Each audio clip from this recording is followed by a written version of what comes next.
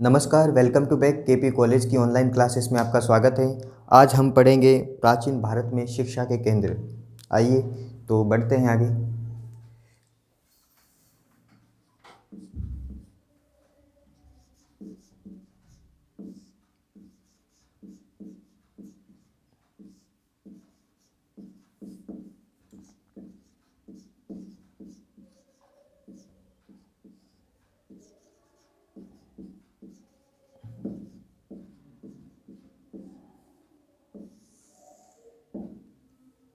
शिक्षा। तो आइए हम महाभारत में प्राचीन भारत में शिक्षा के केंद्र जो पढ़ने से पहले शिक्षा के बारे में थोड़ा पढ़ लेते कि प्राचीन भारत में शिक्षा किस पद्धति से होती थी। अब पढ़ने तो स्थल ही है, लेकिन उसके पद्धति के बारे में भी पढ़ लेते हैं। और शिक्षा हमारे जीवन में क्या उपयोगी है, शिक्षा क्या करती है, उसके उद्देश्य क्या है, प्राचीन भारत में इसके उद्देश्य क्या थे शिक्षा के, उसके बारे में थोड़ा देख लेते हैं। तो महाभारत में कहा गया है कि विद्या के समान कोई नेत्र और सत्य के समान कोई दूसरा नहीं है। महाभारत में कहा गया है ये।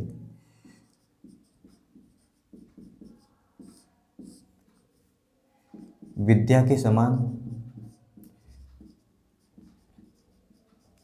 विद्या के समान नेत्र और सत्य के समान कोई दूसरा नहीं है। सत्य के समान कोई दूसरा नहीं।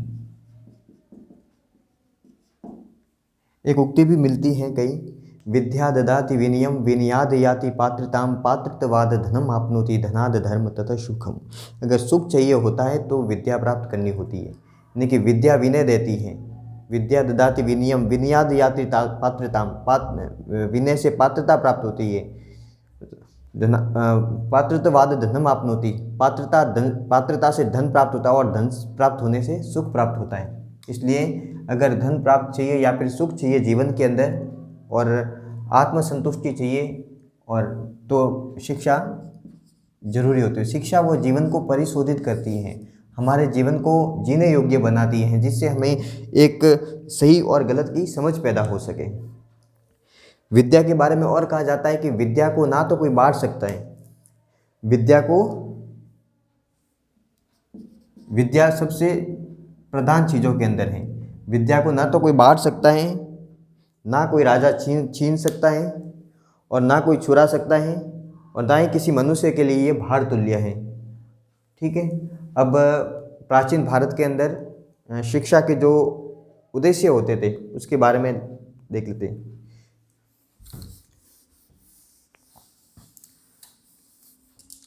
ठीक है। शिक्षा के उद्देश्य,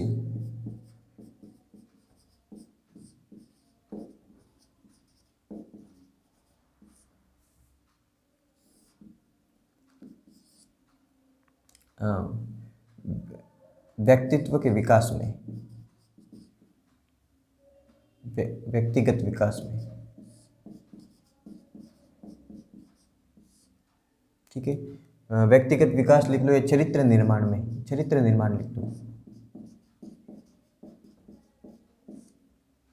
चरित्र का निर्माण जो आंतरिक पक्ष और बाह्य पक्ष से दोनों से होता है, लेकिन आंतरिक पक्ष को शोधित करने के लिए, आंतरिक पक्ष को थोड़ा बौद्धिक बनाने के लिए हमें शिक्षा की बहुत ज़रूरत पड़ती है। इसलिए प्राचीन काल में जो कई सारी कहानियों के माध्यम से, कथाओं के माध्यम से शिक्षा प्रदान की जाती है, और व्याख्यान के माध्यम से होती थी। और गुरुकुल पद्धति के अंदर गुरु जो व्याख्यान देते थे, और व्याख्यान के अंदर अच्छे अच्छे पात्रों की कहानियाँ बताई जाती थी, उनके अच्छे अच्छे कर्म बताए जाते थे, जिससे हम उनको अपना आदर्श मान सके। महाराणा प्रताप, जैसे महाराणा प्रताप तो अभी के हैं, लेकिन उस समय भगवान रामचंद्र हैं, और राजा हरिश्चंद्र के सत्य की कथा है, और उस समय सती सावित्री की कथा है। ऐसे करके कथाएं बताई जाती जो लोगों के जीवन में उनको आदर्श स्थापित कर सके, और उनका जैसा बनने की कोशिश कर सके।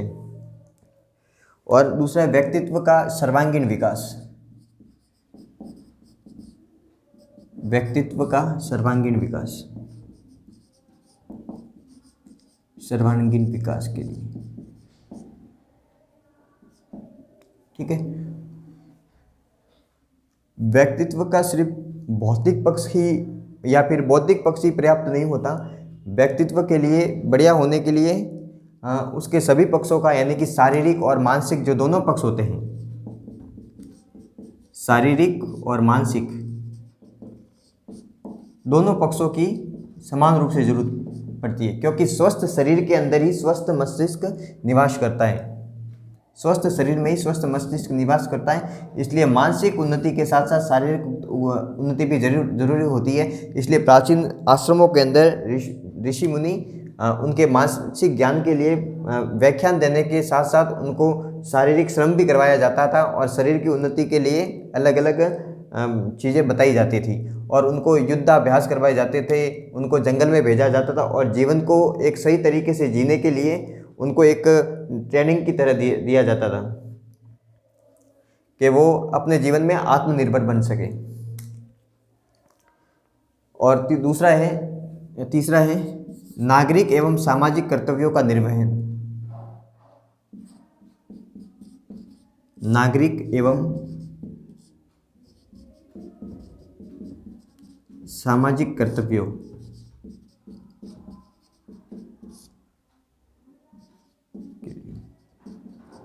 ठीक है।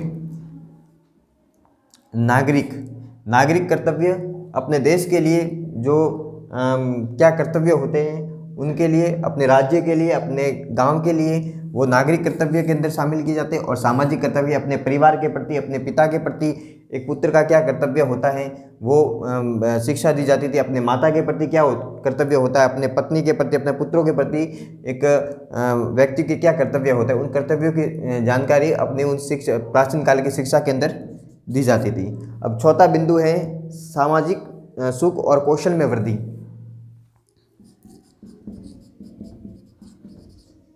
सामाजिक सुख और कौशल में वृद्धि।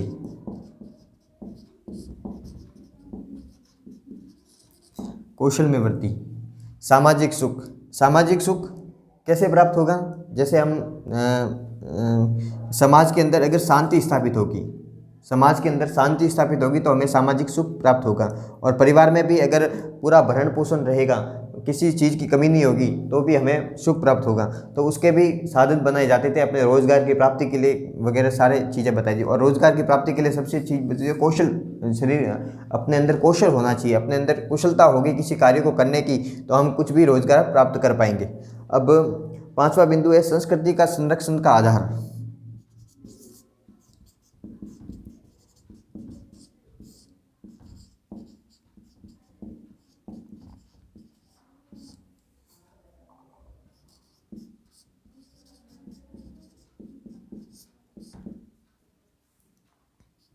ठीक है, संस्कृति के संरक्षण का आधार, जो हम प्राचीन ज्ञान विज्ञान वगैरह जो प्राप्त करते हैं वो आगे आने वाली पीढ़ियों के लिए एक मूल आधार का काम करता है। और उससे प्राचीन काल की जो संस्कृति है उनका भी वो संरक्षण होता है। और प्राचीन काल के जिन आचार नियमों और जिन परंपराओं को हम अपने जीवन में संजोए रखते हैं वो आगे आने वाली पीढ़ी के लिए वो संस्कृति के रूप में काम करते हैं और उनका हम संरक्षण करके आगे भेजते हैं। और छठा बिंदु निष्ठा एवं धार्मिकता का संचार करना।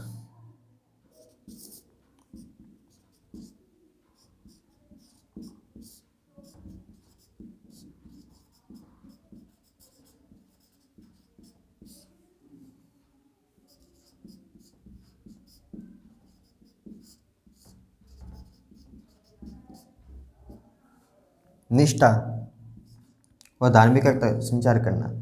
धर्म जो होता है वो अपने जीवन को परिशोधित करता है और निष्ठा, किसी के अंदर निष्ठा रहेगी, विश्वास रहेगा तो हिंसा रहेगी और समाज को स्थायित्व प्रदान होगा। स्थायित्व प्रदान करने के लिए निष्ठा आवश्यक है। और धार्मिकता से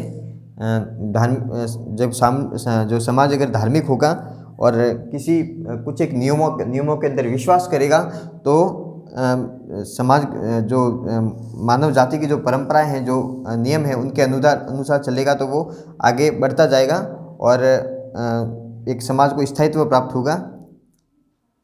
और हिंसा वगैरह जो एक किसी समाज जो किसी नियम के आधार पर वो आगे चलेगा। ठीक है, अब हमने देख लिए समाज की शिक्षा के जो उद्देश्य देख लिए।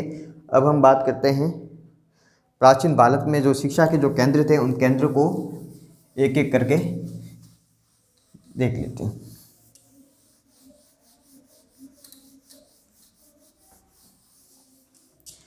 प्राचीन भारत में शिक्षा के दो प्रकार के केंद्र थे।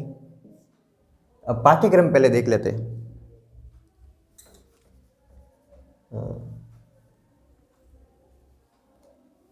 पाठ्यक्रम देखो, ज़्यादातर हिंदू शिक्षा के केंद्र होते थे, उसके अंदर किसकी शिक्षा दी जाती थी? 4 वेदों की, 18 पुराण है ना, धर्मशास्त्र है, तर्कशास्त्र है,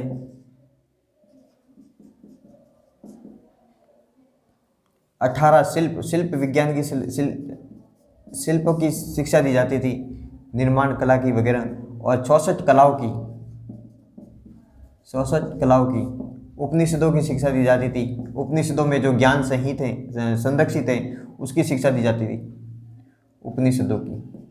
तो ये एक प्रकार से मोटे मोटे रूप में जो हिंदू शिक्षा के केंद्र थे उनका ये पाठ्यक्रम होता है। और कहीं कहीं इसके अलावा भी कुछ पाठ्यक्रम के अंदर यूनिवर्सिटी के हिसाब से, विश्वविद्यालयों के हिसाब से जोड़ दी जाती थी, और उनके ऊपर वाद विवाद होते थे, डिबेट होती थी, और एक दूसरे को इस वाद विवाद के अंदर पराजित करते थे। और एक तरह से वो कहे तो उस आधार पर नहीं होता था कि सर्टिफिकेट वाला नहीं होता था। उस समय की जो शिक्षा पद्धति होती थी उनका जो काम होता है सर्टिफिकेट प्राप्त करना नहीं होता था, बल्कि योग्यता अर्जित करना होता था। यानी कि कोई व्यक्ति विश्वविद्यालय उस प्राचीन जो शिक्षा के केंद्र के अंदर अध्ययन करने के बाद में जो अध्ययन कराने वाला जो ऋषि होता था वो किन्हीं 4-5 ऋषियों को बुलाता था, किन 4-5 ऋषियों को बुलाता था, और उस कैंडिडेट की परीक्षा ली जाती थी। और वो 4 ऋषि वो तय करते थे कि वो परीक्षा में सफल हुआ फिर असफल हुआ, उसमें कितनी योग्यता अर्जित की जाती थी। योग्यता का पूरा जो निर्धारण होता था उसका जिस ऋषि के अंदर में वो ज्ञान प्राप्त करता था व्यक्ति, वो करता था।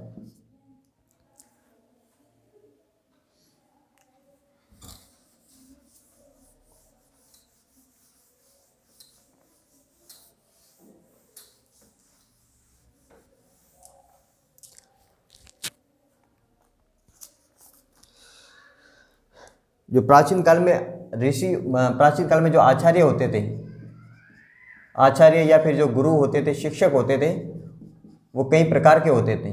शिक्षकों के प्रकार मैक्सिमम 7 प्रकार के होते थे, उनके नाम लिखते थे। आचार्य, उपाध्याय,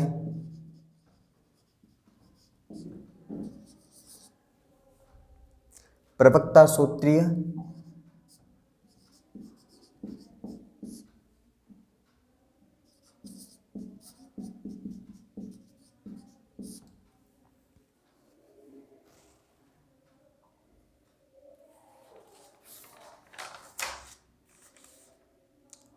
गुरु,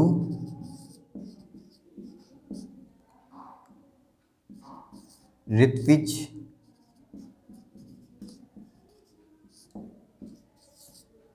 और चरक। ये जो आचार्य होते थे वो निःशुल्क पढ़ाने वाले होते थे। निःशुल्क जो पढ़ाने वाले को आचार्य कहा जाता था, निःशुल्क शिक्षा देने वाले। और अपने आजीविका कोई शिक्षक होता था अपने आजीविका के निर्वाह के लिए सशुल्क पढ़ाते, यानी कि पैसे लेते थे, शुल्क लेकर पढ़ाने वाले, शुल्क लेकर शिक्षा देने वाले।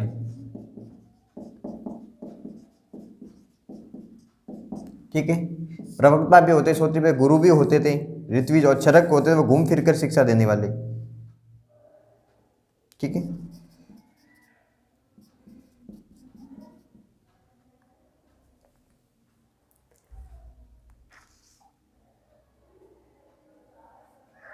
घूम फिर कर शिक्षा देने वाले।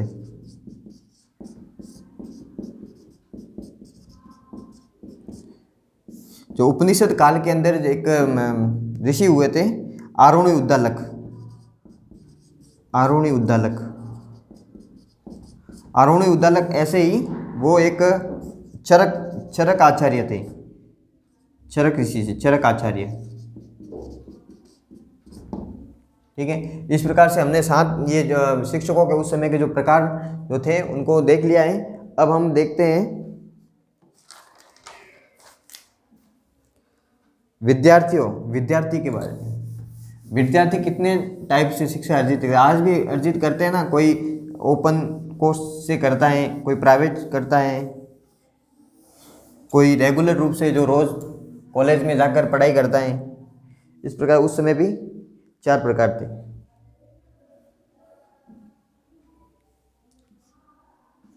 विद्यार्थी,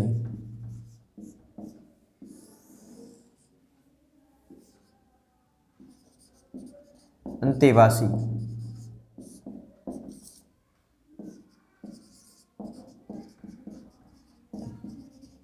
नैष्ठिक, उपकुर्बान और चौथा है तीर्थकाक।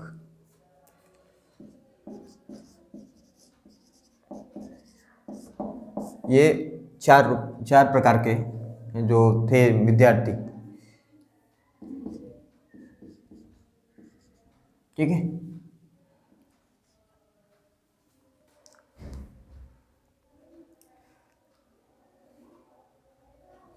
अंतेवासी होते थे वो जो गुरुकुल के अंदर, जो ऋषि मुनि जहाँ रहते थे उनके जो गुरुकुल के अंदर रहकर जो शिक्षा अर्जित करते थे वो अंतेवासी कहलाते थे।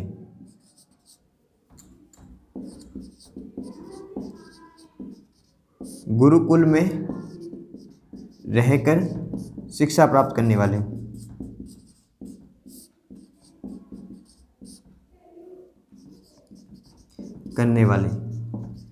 और नैष्ठिक होते थे जो आजीवन जो शिक्षा प्राप्त करते रहते थे, आजीवन छात्र जीवन बिताने वाले। तो उपकुर्बान जो होते थे वो अपने गुरुजों को दान दक्षिणा देकर चले जाते थे, गुरु को दान दक्षिणा देकर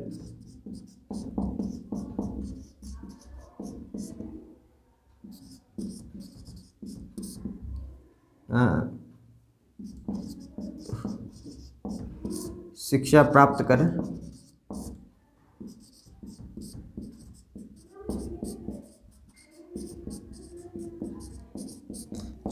चले जाने वाले जो उपकुर्बान कहलाते। तीर्थकार क्या कहलाते हैं? एक गुरु को छोड़कर दूसरे गुरु के पास में जाने वाले। एक गुरु एक शिक्षक से शिक्षा प्राप्त कर ली, फिर उसके बाद में किसी दूसरे शिक्षक से शिक्षा प्राप्त कर, यानी कि उसको ज़्यादा ज्ञान प्राप्त करना होता है। किसी के सांख्य दर्शन का ज्ञान प्राप्त करने के लिए किसी ऋषि के पास में जाता है, फिर किसी दूसरे योग दर्शन का शिक्षा प्राप्त करने के लिए किसी दूसरे गुरु के पास में जाता है। इस प्रकार से उसे अलग अलग शिक्षा प्राप्त करनी होती है, तो इसलिए वो अपने गुरु को भी वो चेंज करता था। एक गुरु को छोड़कर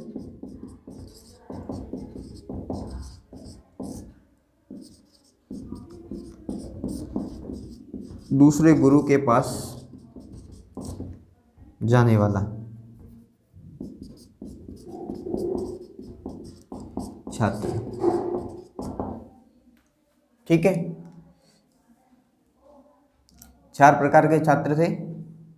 एक तो अंतेवासी होते थे, वो गुरुकुल में रहकर शिक्षा प्राप्त करते थे। और नैष्ठिक होते थे, वो आजीवन छात्र जीवन बिताते थे, पूरे जीवन वो छात्र जीवन बताते पढ़ते रहते थे। अध्ययन अध्यापन ही उनका जो काम होता था। उपकुर्बान जो थे वो गुरु को दान दक्षिणा देकर, कोई राजा का बेटा होता था और किसी ऋषि के गुरुकुल के अंदर पढ़ाई करके अपनी दान दक्षिणा देकर वो वापस चले जाते थे, फिर अपना राजपाट संभालते थे। ऐसे कोई जो लोग होते थे वो कुर्बान कहलाते थे। तीर्थकाक जो होते थे वो एक गुरु को छोड़कर जो दूसरे गुरु के पास में शिक्षा प्राप्त करते थे। एक गुरु के पास में किसी खास कोई ज्ञान प्राप्त किया, कोई दर्शन विशेष का ज्ञान प्राप्त किया, किसी ने योग दर्शन का ज्ञान प्राप्त करने के बाद में किसी दूसरे गुरु के पास में जाकर वो सांख्य दर्शन का ज्ञान प्राप्त करना चाहता है, किसी को तीर का धनुर्विद्या का ज्ञान प्राप्त करना चाहते हैं। तो सभी गुरु अलग अलग विद्याओं के अंदर माहिर होते थे, तो वो गुरु को भी चेंज करते रहते थे, तो उनको तीर्थकाक कहते थे। जो विद्यार्थी जो एक गुरु को छोड़कर दूसरे गुरु के पास में जाते थे। इस तरह से स्त्रियां भी होती थी, लड़कियां भी होती थी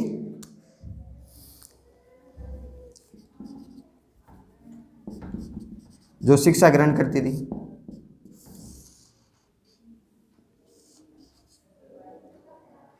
दो प्रकार की होती थी,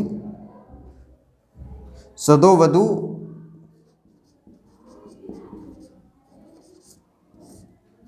और ब्रह्मवादिनी।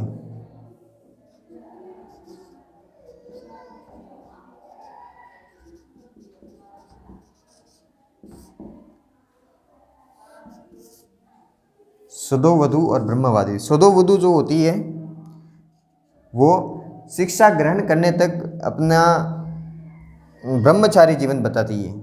जब तक वह शिक्षा ग्रहण करती हैं, जब तक शिक्षा ग्रहण करती थी तब तक, जब तक शिक्षा ग्रहण करती है तब तक वह सदु वधु का, जब तक वह शिक्षा ग्रहण करती है तब तक वह ब्रह्मचारी जीवन बताती है।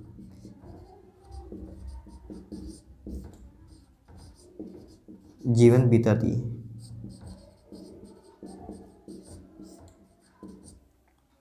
और जो ब्रह्मवादिनी जो होती है वो आजीवन ब्रह्मचारी रहकर शिक्षा ग्रहण करती है।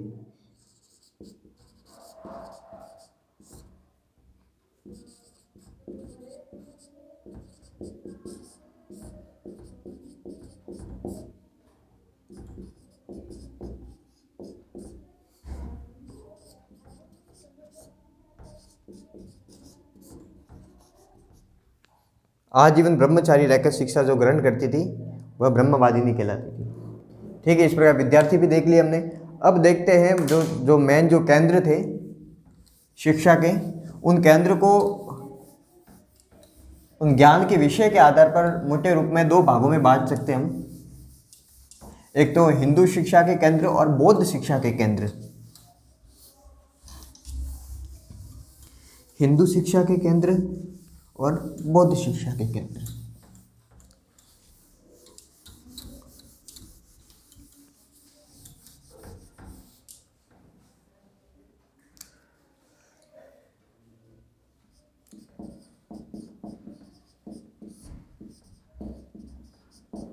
दो भागों में, कितने? हिंदू शिक्षा के केंद्र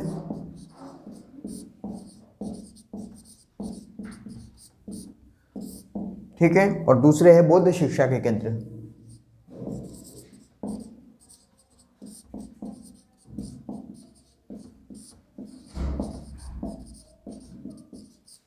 जो हिंदू शिक्षा के केंद्र थे उसके अंदर किसकी शिक्षा दी जाती थी? चार वेदों की,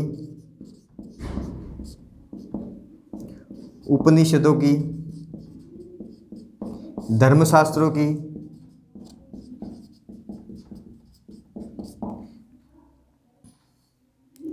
18 शिल्प की, 64 कलाओं की, ये इनकी शिक्षा दी जाती थी। और जो बौद्ध शिक्षा में केंद्र थे उनमें जो त्रिपिटक थे बौद्ध धर्म के, त्रिपिटक भगवान बुद्ध से संबंधित जो जातक कथाएं थी, जातक कथाओं, बौद्ध धर्म के सिद्धांतों,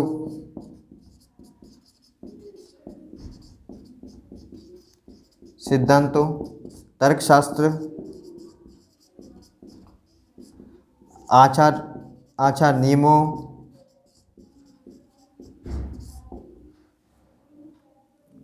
इसके अलावा कई सारे दर्शन की, सांख्य दर्शन है, योग दर्शन है वगैरह जो है, इनकी जो शिक्षा जो है वो दी जाती थी। अब पहले पढ़ते हैं हिंदू शिक्षा के केंद्र। सबसे पहले लेते हैं तक्षशिला।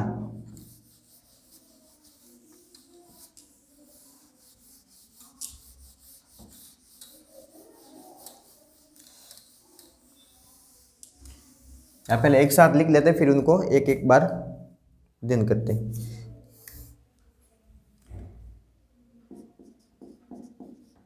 हिंदू शिक्षा के केंद्र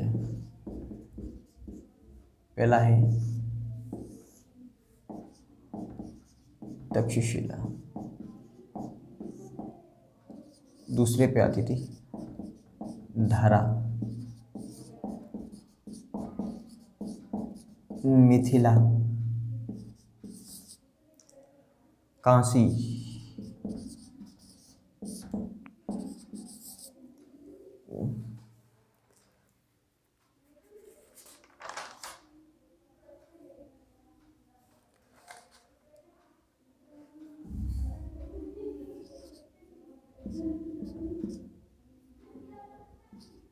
अनहिल पाटन गुजरात में आया हुआ है, गुजरात में। अब काशी के अलावा एक कांची दक्षिण के लिए,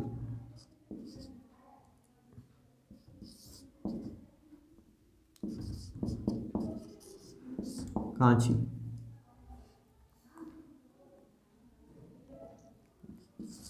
और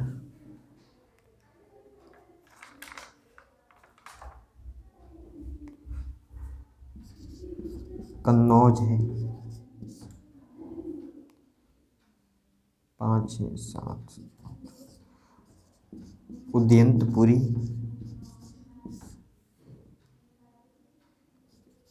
जगदल्ला और है सोमपुरी। ठीक है, कुछ एक ये लिख दिए। हाँ, पहली है तक्षशिला। तक्षशिला की जो स्थापना है वो भरत ने की थी, राजा भरत ने की थी। और इसका जो प्रशासन है वो राजा तक्ष को सौंपा था। यहाँ पर प्रसिद्ध विद्वान जीवक, कौटिल्य, चंद्रगुप्त मौर्य, प्रसेनजीत, पाणिनि ने अध्ययन किया था, वो इससे संबंधित थी। एक तो जीवक है, जीवक बिंबिसार के समय, जीवक। और प्रसेनजीत कौशल के राजा, प्रसेनजीत, चाणक्य, चंद्रगुप्त मौर्य,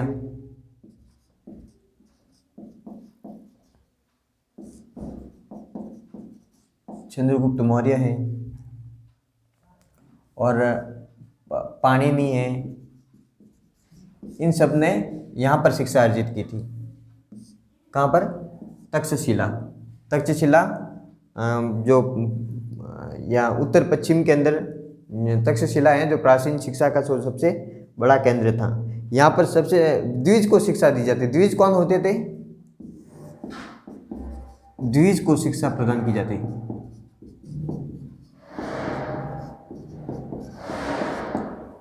द्विज कौन होते थे? ब्राह्मण,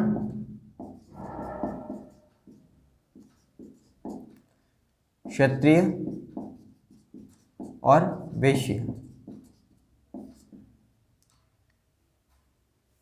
प्राचीन भारत के अंदर तक्षशिला से अध्ययन करना सभी के लिए एक प्रतिष्ठा का विषय होता था। और यहाँ के जो पढ़े हुए जो शिक्षक होते थे वो दूसरे जो विश्वविद्यालय होते थे, दूसरे जो स्थल होते थे वहाँ पर भी वो अध्ययन करवाते थे। शिक्षा का माध्यम संस्कृति। अश्वघोष कहता है कि यहाँ पर नेत्र चिकित्सा की वो भी शिक्षा दी जाती थी। अश्वघोष कहता है, कनिष्क के समय का जो अश्वघोष है वो कहता है कि यहाँ पर नेत्र चिकित्सा की शिक्षा दी जाती थी।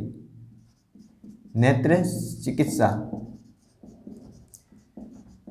की शिक्षा दी जाती थी।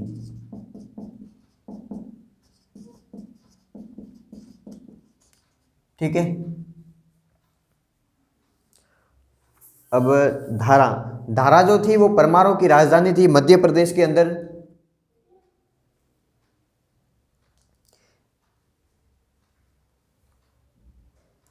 यहाँ पर मध्य प्रदेश के अंदर था ये। धनिक, पद्मगुप्त परिमल वो ने यहाँ पर अध्ययन किया था। और भोज परमार ने भोज विश्वविद्यालय की भी स्थापना की थी वहाँ पर।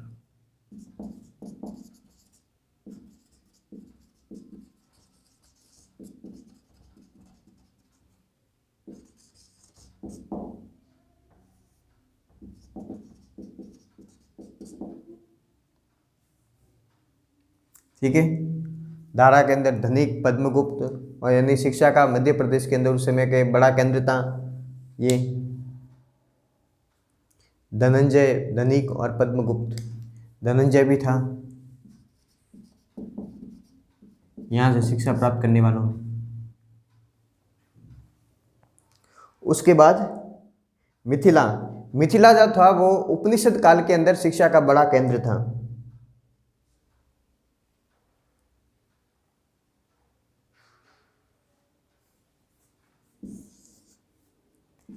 उपनिषद काल के अंदर,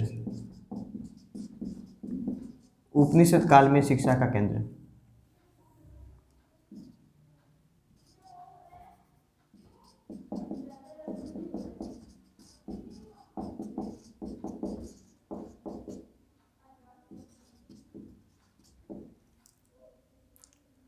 ठीक है।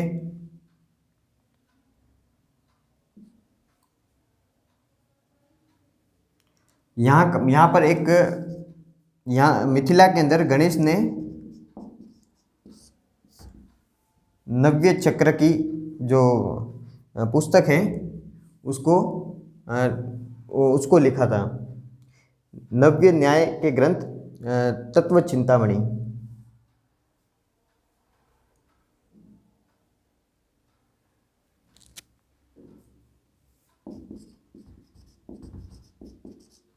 नव्य न्याय का ग्रंथ था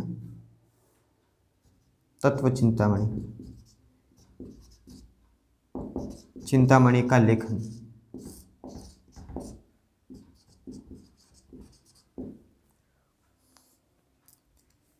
अब है काशी।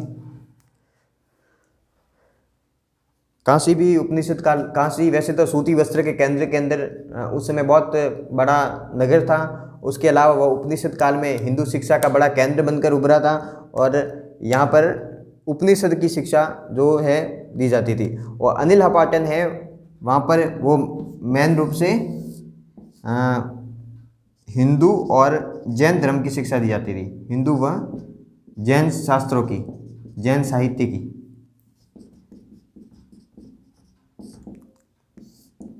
जैन साहित्य की वो अनिल पाटन के अंदर शिक्षा प्रदान की जाती थी।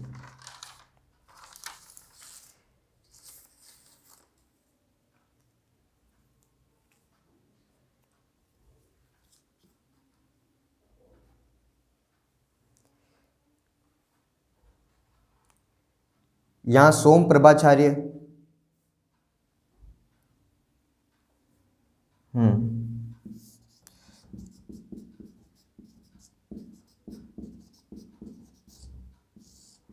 सोम प्रभाचार्य, हेमचंद्र,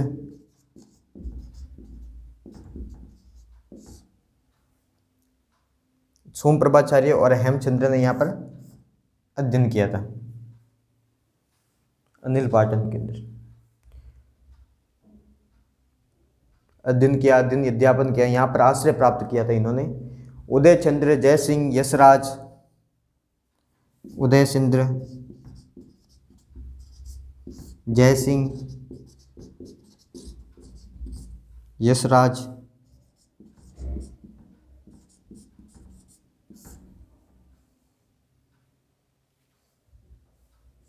ठीक है, इन्होंने भी यहाँ पर आश्रय प्राप्त किया।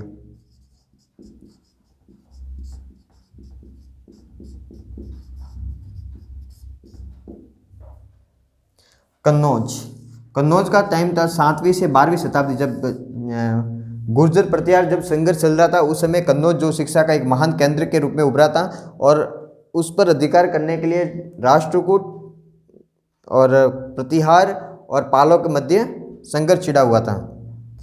7वीं से 12वीं शताब्दी के अंदर शिक्षा का महान केंद्र के रूप में उभरा था।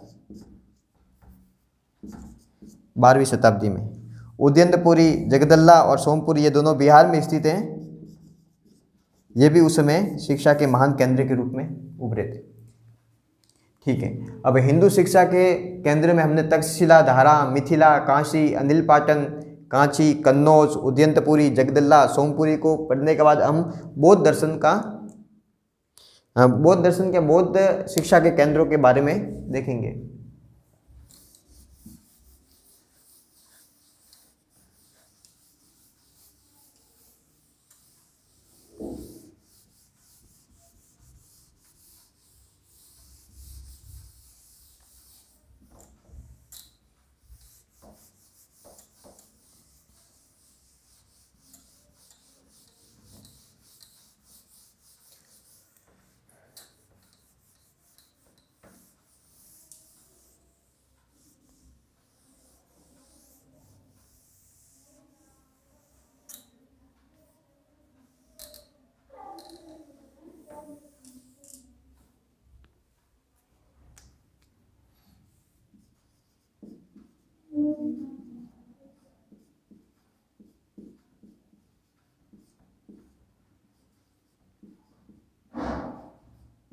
बौद्ध शिक्षा केंद्र के अंदर सबसे महत्वपूर्ण जो है वो नालंदा विश्वविद्यालय,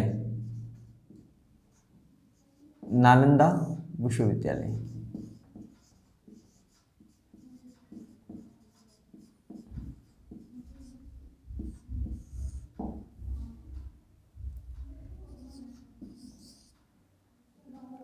अब है विक्रमशिला।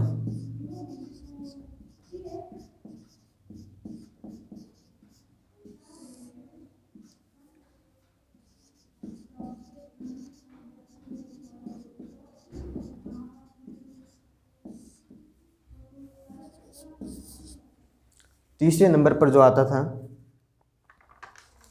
वो है वल्लभी।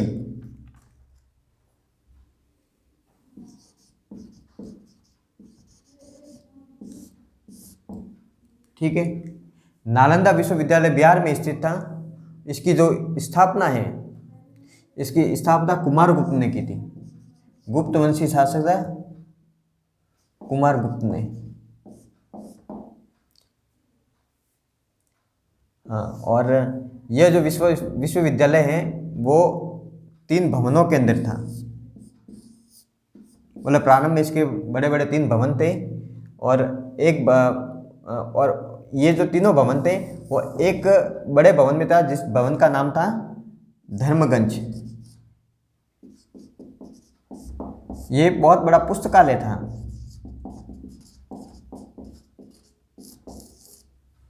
रत्न सागर, इन जो अंदर जो भवन थे उसमें उनके नाम थे रत्न सागर, रत्नोदधि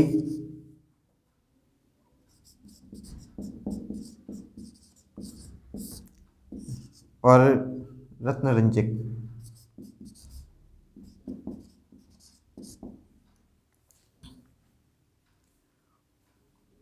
ठीक है, और नालंदा विश्वविद्यालय उस समय कुमारपाल ने जब इसकी स्थापना की थी, तो हम देखते हैं कि जब फायान आया था भारत के अंदर, तो उसने इस विश्वविद्यालय का कोई नाम नहीं लिया। लेकिन जब उसके कुछ समय बाद में जब ह्वेनसांग भारत आया तो उसने इस विश्वविद्यालय के बारे में बताया कि विश्वविद्यालय उस समय बहुत ही अपना जो प्रतिष्ठा प्राप्त कर चुका था। उस विश्वविद्यालय बाहर से भी विद्वान, चीन, मंगोलिया, कंबोडिया वगैरह दक्षिण पूर्वी जो एशिया थे वहाँ से भी छात्र यहाँ पर अध्ययन के लिए आते थे। ह्वेनसांग जो बताता अपनी पुस्तक के अंदर कि यहाँ पर 10,000 जो विद्यार्थी हैं वो एक साथ में पढ़ते थे और 10,000 विद्यार्थियों के ऊपर कई सारे शिक्षक काम करते थे। शिक्षक जो अध्ययन करते थे उसके अंदर कई सारे जो थे वो कई संग्रहों का अध्ययन करते थे। सभी को अलग अलग प्रकार का ज्ञान प्राप्त था। और उस समय ह्वेनसांग आया था, उस समय उनके जो कुलपति थे उसके शिलभद्र थे।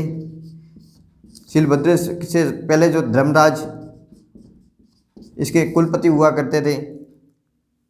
ये हमें जानकारी जो है वो ह्वेनसांग से जो पुस्तक है उससे हमें बहुत ज़्यादा जानकारी मिलती है नालंदा विश्वविद्यालय के बारे में, क्योंकि खुद जो ह्वेनसांग है वहाँ पर 18 महीने जो अध्ययन करके उसने शिक्षा प्राप्त की थी। मेन रूप से वो बौद्ध धर्म का अध्ययन करने के लिए आया था, बौद्ध ग्रंथों का अध्ययन करने आया था। 18 महीनों तक अध्ययन किया था। महीनों तक ह्वेनसांग ने अध्ययन किया।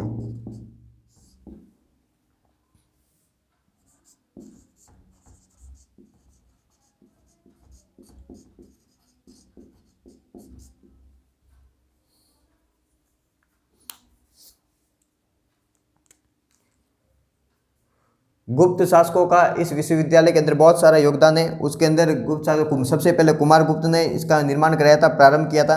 कुमारगुप्त के बाद में बुद्धगुप्त ने, कुमारगुप्त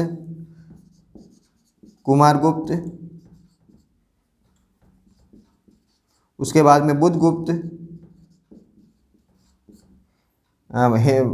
पुष्यभूति वंश के साथ में हर्ष ने भी योगदान दिया था। विदेशी जो लोग थे उन्होंने भी यहाँ पर आकर कई राजाओं को बोला कि भाई कि यहाँ पर निर्माण कराओ, उसके लिए गांव प्रदान किए थे। इसको 200 गांवों का, जो नालंदा विश्वविद्यालय को 200 गांवों का राजस्व प्राप्त होता था।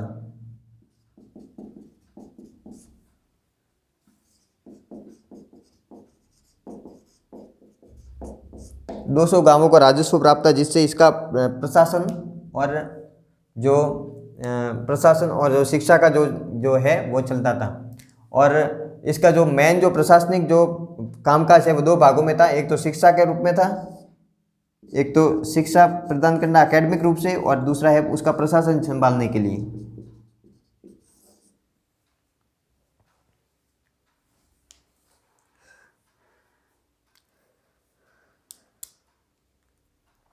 हिंसांग ने शीलभद्र को सत्य और धर्म का भंडार कहा। वहीं जो शीलभद्र की मृत्यु के ऊपर हिंसांग ने कहा कि आज ज्ञान का जो नेत्र है बंद हो गया। यहाँ के जो प्रसिद्ध जो शिक्षक थे वो आर्यदेव दिनांक प्रसिद्ध शिक्षक उस समय के थे। एक आर्यदेव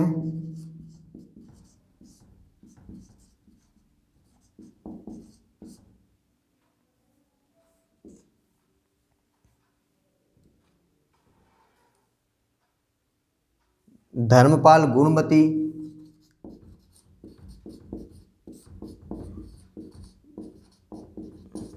और स्थिरमती।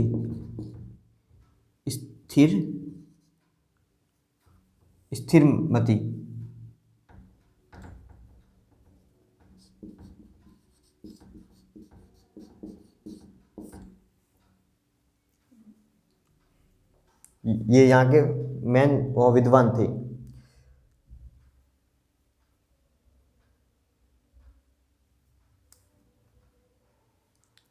यहाँ से दो विद्वान तिब्बत भी गए। उनमें एक तो उनके नाम है इधर चंद्रगोमिन और शांत रक्षित। इनमें से शांत रक्षित में तिब्बत में जाकर बौद्ध मत की स्थापना की।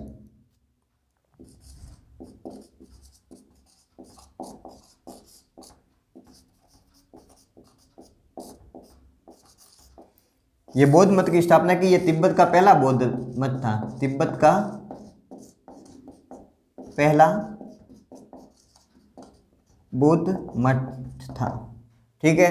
अब नालंदा विश्वविद्यालय के बारे में हमने जानकारी प्राप्त करने के बाद में हम विक्रमशिला विश्वविद्यालय के बारे में थोड़ा देखेंगे।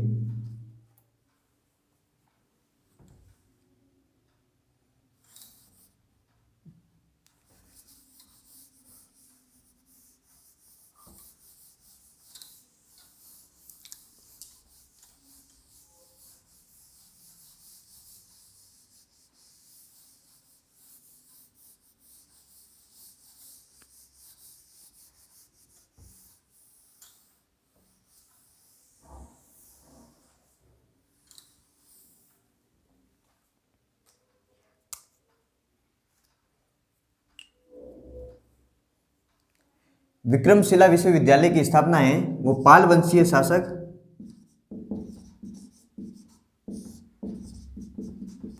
शासक धर्मपाल ने की थी।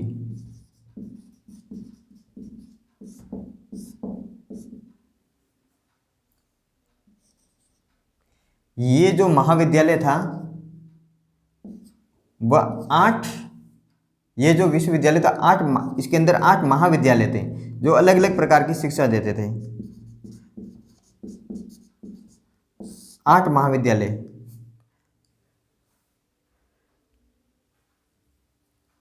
नहीं, 6 महाविद्यालय थे।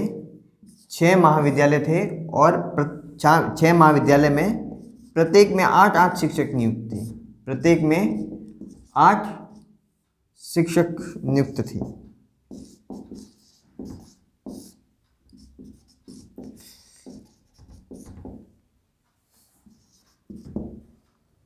यहाँ के महत्वपूर्ण जो विद्वान थे वो दीपंकर,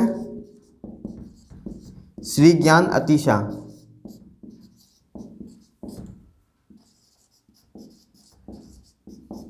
यहाँ के जो महत्वपूर्ण विद्वान थे दीपंकर, श्री ज्ञान अतिशा जो 11वीं शताब्दी में अध्यापन किया और कुलपति भी रहे।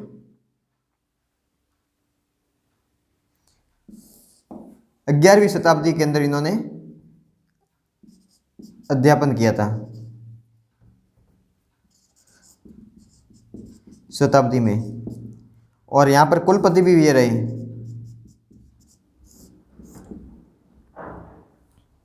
यहाँ पर प्रवेश करने से पहले 6 द्वार पंडित होते थे। 6 द्वार पंडितों द्वारा पहले परीक्षा ली जाती थी, फिर इसके अंदर प्रवेश होता था। और इसी प्रकार की परीक्षा नालंदा विश्वविद्यालय में ली जाती थी, यानी कि नालंदा विश्वविद्यालय के अंदर कोई 10 लोग प्रवेश के लिए आते थे, उसमें से सिर्फ 3 ही पास हो पाते थे। इतनी कठोर परीक्षा ली जाती थी। ऐसी परीक्षा यहाँ 6 द्वार पंडितों द्वारा ली जाती थी।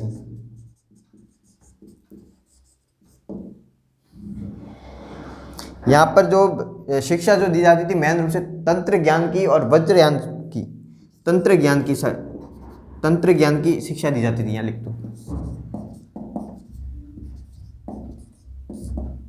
तंत्र ज्ञान और वज्र ज्ञान की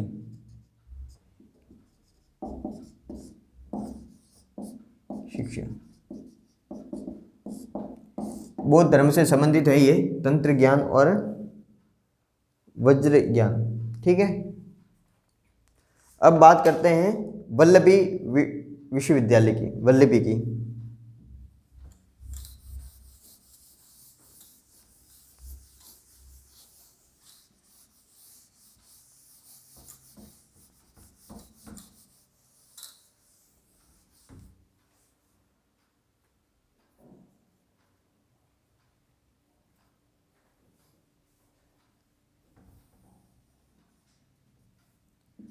इसका जो वल्लभी,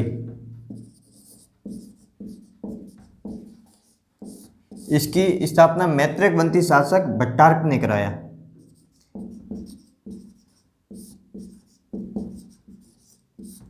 मैत्रेयवंती शासक था भट्टार्क ने स्थापना। ठीक है, और ध्रुवसेन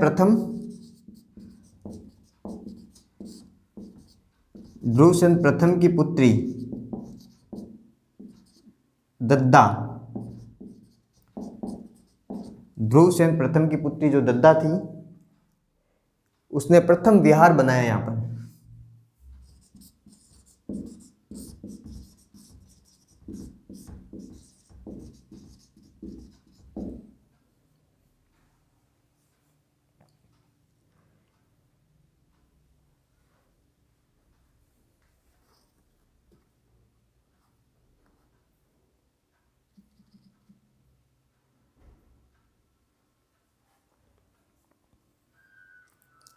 ये जो था वो हीनयान का प्रसिद्ध केंद्र था, हीनयान का प्रसिद्ध केंद्र था। और यहाँ के जो लोग होते थे, यहाँ के जो पढ़कर जाते थे, उनको उच्च प्रशासनिक पदों पर नियुक्त किया जाता था।